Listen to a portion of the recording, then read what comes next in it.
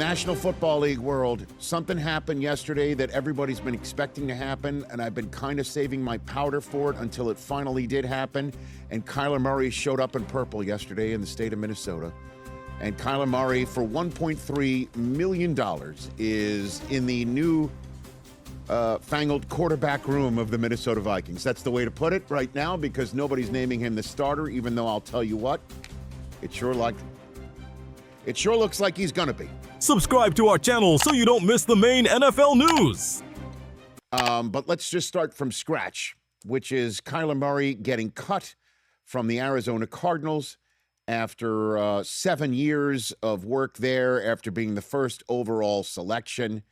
And he is now a veteran minimum quarterback, able to pick and choose where he's going to go. And for whatever reason, for weeks and weeks and weeks, we've been hearing if Kyler Murray's cut loose, he's going to the Minnesota Vikings. And sure enough, he showed up there and he signed.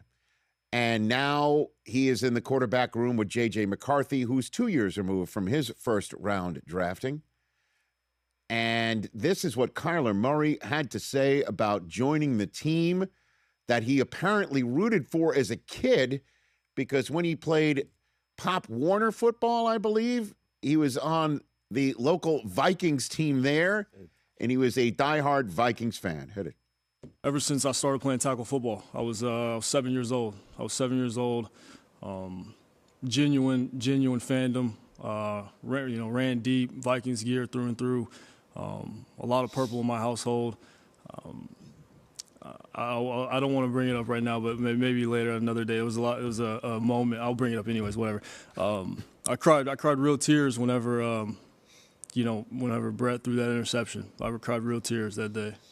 Posted that with the word skull, and I think he knows this, so I apologize for potentially stating the obvious when he said he cried real tears when Brett Favre threw that interception against the New Orleans Saints in an NFC championship game, rather than just running for a first down and kicking a field goal and going to the Super Bowl.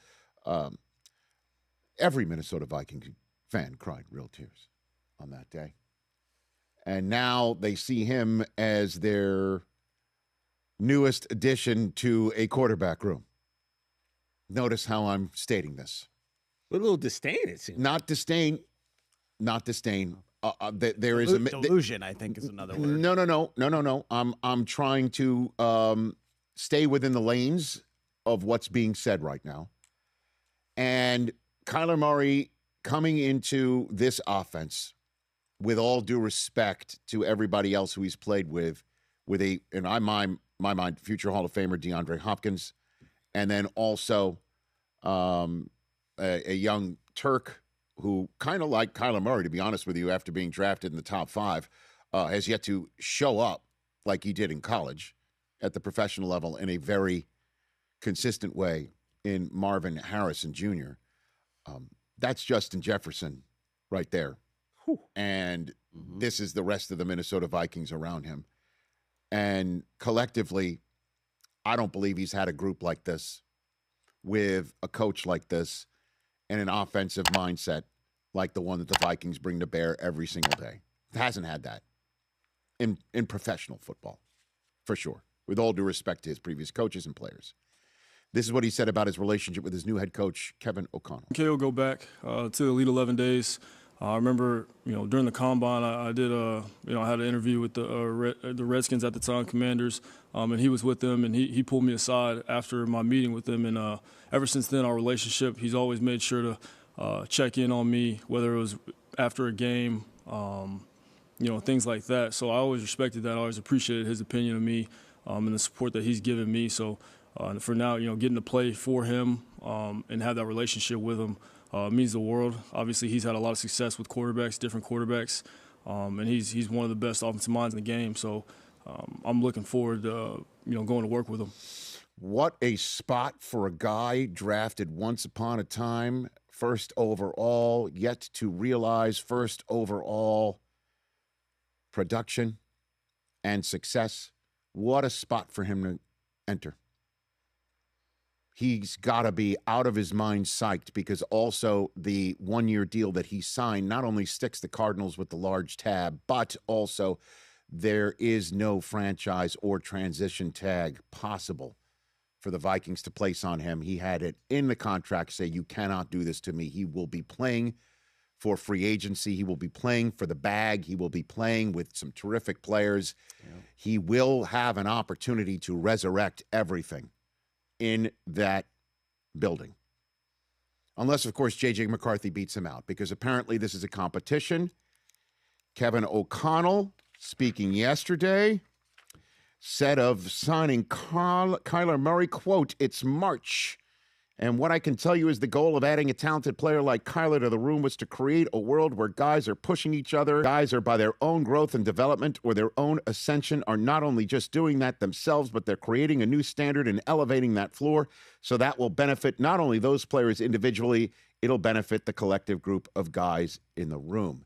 Now, that makes complete coach speak sense to the gathered. That sounds like a bunch of word salad. So he was asked point blank, is there a competition between Murray and McCarthy? Quote, "Unless I'm confused in any way, shape, or form, I don't believe we have to name one of those currently." End quote.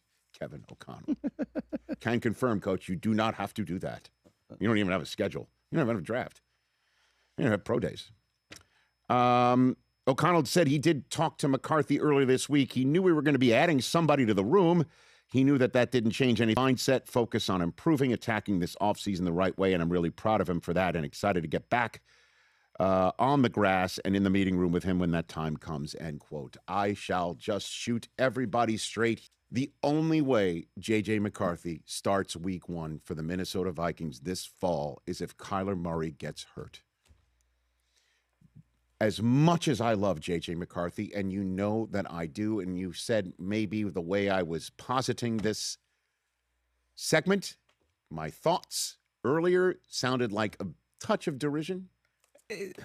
It's because I feel J.J. McCarthy has it in him. For sure. Okay, so, and this also, Kevin O'Connell is a coach who came on this show and said that organizations fail young quarterbacks before young quarterbacks fail the organizations.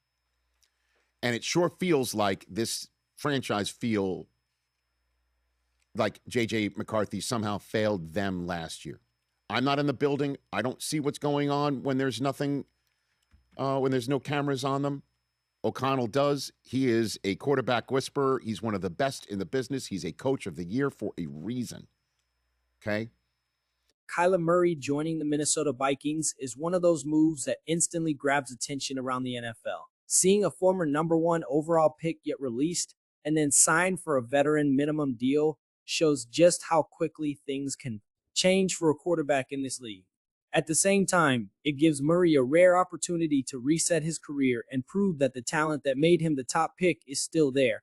What makes this situation especially intriguing is the environment he's stepping into.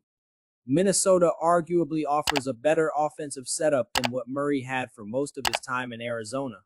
With elite playmakers around him and an offensive-minded head coach in Kevin O'Connell, this could finally be the system that allows Murray's mobility, arm talent, and playmaking ability to shine consistently.